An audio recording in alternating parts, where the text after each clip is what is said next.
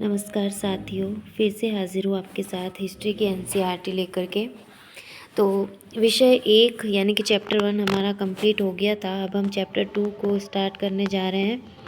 हो सकता है कि काफ़ी सारे पार्ट्स बने इसके, क्योंकि आप देख सकते हैं इसके टॉपिक में जैसे दिया हुआ है कि राजा, किसान और नगर, आरंभिक राज्य और अर्थव्यवस्थाएं लगभग 600 ईसा पूर्व से 600 ईस्वी तक, यानी कि 1200 वर्षों का इतिहास इस संपूर्ण एक चैप्टर में दिया हुआ है, जिसमें हड़प्पा काल के बाद से जो वैदिक काल है वहाँ से लेके मौर्य काल, गुप्त काल, कुषाण वंश और हर्षवर्धन के काल तक का पूरा इतिहास इसी एक चैप्टर में दिया गया है।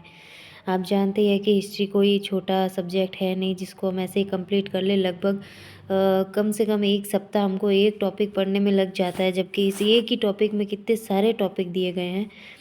तो शुरू करते हैं, कोशिश करेंगे जल्दी से जल्दी करने की, लेकिन ध्यान से करते हुए, जिससे कि हमारा कोई भी इसमें जो है टॉपिक ना छूटे। तो हड़प्पा सभ्यता के बाद 1500 वर्षों के लंबे अंतराल में उपमहाद्वीप में विभिन्न भागों के कई प्रकार के विकास हुए। यही वह काल था जब सिंधु नदी और इसकी उपनदियों के किनारे रहने वाले लोगों द्वारा ऋग्वेद का लेखन किया गया। यानी हड़प्पा सभ्यता के लगभग 1500 वर्षों के बाद ऋग्वेद का लेखन किया गया। उत्तर भारत, दक्कन पठार क्षेत्र और कर्नाटक जैसे उपमहाद्वीप के कई क्षेत्रों में कृषक बस्तियां अस्तित्व में आई। साथ ही दक्कन और दक्षिण भारत के क्षेत्रों में चरवाहा बस्तियों के प्रमाण भी मिलते हैं। इसके बाद नई नई बस्तियां जो है वो अस्तित्व में आने लगी, जिनमें कृषक बस्तियां, क्योंकि कृषि का जो है वो आविष्कार हो गया था, लोगों ने कृषि के बारे में जान लिया था, पशुपालन करना सीख लिया था, तो चरवाहा बस्तियां भी यहाँ पे हमें दिखने लगती है। मध्य और दक्षिण भारत में शवों के अंतिम संस्कार के नए नए तरीके सामने आए, जिसे महापाषाण के नाम से ख्यात पत्थरों के बड़े बड़े ढांचे में हमें मिले। कई स्थानों पर पाया गया है कि शवों के साथ विभिन्न प्रकार के लोहे से बने उपकरण और हथियारों को दफनाया जाता था, क्योंकि अब लौह काल शुरू हो गया था, जिसे हम महापाषाण कहते हैं। ये हमें सांची से एक अभिलेख मिला हुआ यहाँ पे दिया हुआ है, जो लगभग 2वीं शताब्दी ईसा पूर्व का है। मध्य प्रदेश से यह मिलता है। ईसा पूर्व 6ठी शताब्दी से नए परिवर्तनों के प्रमाण मिलते हैं। शायद इनमें सबसे ज़्यादा मुखर आरंभिक राज्यों, साम्राज्यों और रजवाड़ों का विकास है। यानी 6ठी शताब्दी से हमें जो है रजवाड़ों का प्रमाण मिलना शुरू हो जाता है, रजवाड़ों का विकास शुरू हो जाता है। राजनीतिक प्रक्रियाओं के पीछे कुछ अन्य परिवर्तन थे। इनका पता कृषि उपज को संगठित करने के तरीके से पता चलता है। इसी के साथ साथ लगभग पूरे उपमहाद्वीप में नए नगरों का उदय हुआ। इनके विकास का आकलन करने के लिए अभिलेखों, ग्रंथों, सिक्कों तथा चित्रों जैसे विभिन्न प्रकार के स्रोतों का अध्ययन हम करते हैं। और ये एक बहुत ही जटिल प्रक्रिया होती है, और आपको ये पता होगा कि इन स्रोतों के विकास की पूरी कहानी हमें कभी नहीं मिल पाती है। हम बस एक अनुमान ज़रूर लगा पाते हैं इन साक्ष्यों को देख करके कि ऐसा हुआ होगा या ऐसा रहा होगा। यहाँ पे देखिए, प्रिंसेप और प्रियदर्शी। लगभग इतिहास से कम ही लोग ऐसे होंगे जो वाकिफ़ नहीं होंगे इस शब्द से। प्रिंसेप और प्रियदर्शी जो हमारे इतिहास के महान राजा अशोक के लिए यूज़ किया गया एक शब्द है।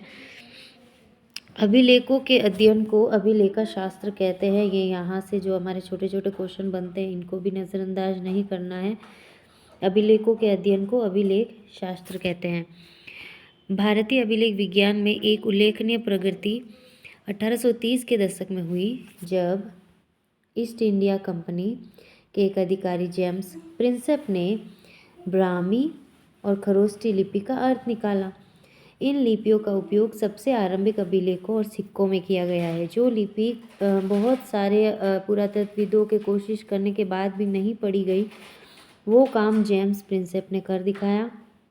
इन लिपियों का उपयोग सबसे आरंभिक अभिलेखों और सिक्कों में किया गया है। प्रिंसेप को पता चला कि अधिकांश अभिलेखों और सिक्कों पर प्रियदर्शी यानी मनोहर मुखाकृति वाले राजा का नाम लिखा है। उसने राजा का नाम तो ढूंढ निकाला, उसका अर्थ भी निकाल दिया, लेकिन वो यह नहीं पता कर पाया कि ये जो नाम है वो किस राजा के बारे में है। यानी ये श्रीलंका के राजा से इसका जो है कनेक्शन जोड़ रहा था। कुछ अभिलेखों पर राजा का नाम अशोक भी लिखा है। बौद्ध ग्रंथों के अनुसार अशोक सर्वाधिक प्रसिद्ध शासकों में एक था। इस शोध से आरंभिक भारत के राजनीतिक इतिहास के अध्ययन को नई दिशा मिली, क्योंकि भारतीय और यूरोपीय विद्वानों ने उपमहाद्वीप पर शासन करने वाले प्रमुख राजवंशों की वंशावलियों की पुनर्रचना के लिए विभिन्न भाषाओं में लिखे अभिलेखों और ग्रंथों का उपयोग किया। परिणाम स्वरूप 20वीं सदी के आरंभिक दशकों तक उपमहाद्वीप के राजनीतिक इतिहास का एक सामान्य चित्र तैयार हो गया। हाँ, उसके बाद विद्वानों ने अपना ध्यान राजनीतिक इतिहास के संदर्भ की ओर लगाया और यह छानबीन करने की कोशिश की कि क्या राजनीतिक परिवर्तनों और आर्थिक सामाजिक विकासों के बीच कोई संबंध था। शीघ्र यह आभास हो गया कि इनमें संबंध तो थे, लेकिन संभवतः सीधे हमेशा नहीं थे। यहाँ पे हमें मिलता है अभिलेख की परिभाषा कि अभिलेख उन्हें कहते हैं जो पत्थर, धातु या मिट्टी के कठोर सतह पर खुदे होते हैं, और अभिलेखों में उन लोगों की उपलब्धियां, क्रियाकलाप या विचार लिखे होते हैं जो उन्हें बनवाते हैं। इनमें राजाओं के क्रियाकलाप तथा महिलाओं और पुरुषों द्वारा धार्मिक संस्थाओं को दिए गए दान का ब्यौरा होता है। यानी अभिलेख एक प्रकार से स्थायी प्रमाण होते हैं।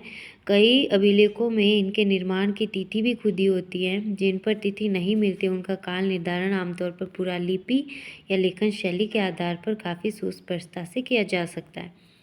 उदाहरण के लिए लगभग 250 ईसा पूर्व में अक्षर अ को ये इस तरह उल्टे के की तरह लिखा जाता था, और 500 ईस्वी में यह आधे अ की तरह लिखा जाने लगा।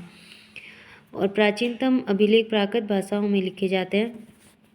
प्राकृत उन भाषाओं को कहा जाता है जो जन सामान्य की भाषाएं होती थी।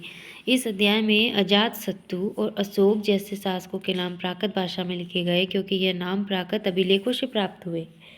आपको यहाँ तमिल, पाली, संस्कृत जैसी भाषाओं के शब्द भी मिलेंगे, क्योंकि इन भाषाओं में भी अभिलेख मिलते हैं। यह संभव है कि लोग अन्य भाषाएं भी बोलते थे, क्योंकि इनका उपयोग लेखन कार्य में नहीं किया जाता था। नेक्स्ट देखिए, यहाँ पे हमें महाजनपदों की जानकारी भी मिलती है। प्रारंभिक राज्य जिनमें 16 महाजनपद आते हैं। 16 महाजनपदों को पढ़ेंगे हम यहाँ पे। आरंभिक भारतीय इतिहास में 6ठी शताब्दी ईसा पूर्व को एक महत्वपूर्ण परिवर्तनकारी काल माना जाता है। यानी हड़प्पा सभ्यता के बाद वैदिक काल हमारा आता है, जिसको यहाँ पे पूरा छोड़ दिया गया है। सीधा से यहाँ पे प्रारंभिक जो है जनपदों पे आ गए हैं, और मेनली इस चैप्टर में फोकस जो है वो मौर्य वंश पे किया गया है। बाकी हमें एनसीईआरटी में ज़्यादा डीपली तो पढ़ने को नहीं मिलता है, लेकिन ये है कि एक बेसिक आपका जो बेस है हिस्ट्री का वो बन जाएगा। उसके बाद हम जो डीप नोट्स वगैरह हैं उनसे हम वापस जो है हिस्ट्री को कवर करेंगे।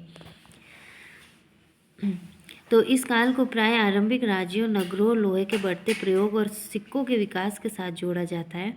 इसी काल में बौद्ध, जैन सहित विभिन्न दार्शनिक विचारधाराओं का विकास हुआ। बौद्ध और जैन धर्म के जो अध्याय 4 में हम पढ़ेंगे कि आरंभिक ग्रंथों में महाजनपद नाम से 16 राज्यों का उल्लेख मिलता है।